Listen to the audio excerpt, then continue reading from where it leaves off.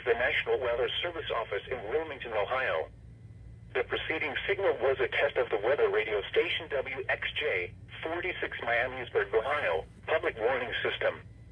During potentially dangerous weather situations, specially built receivers can be automatically activated by the signal to warn of the impending hazard.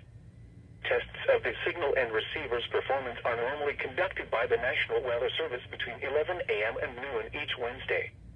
If there is a threat of severe weather, the test will be postponed to the next available good weather day. Reception of this broadcast, and especially the warning alarm tone, will vary at any given location.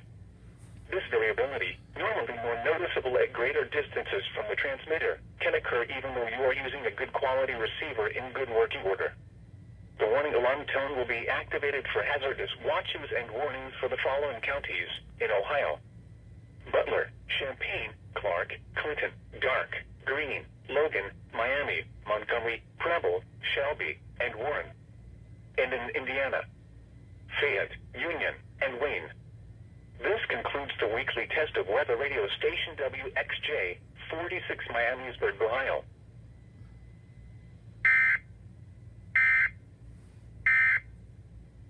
Now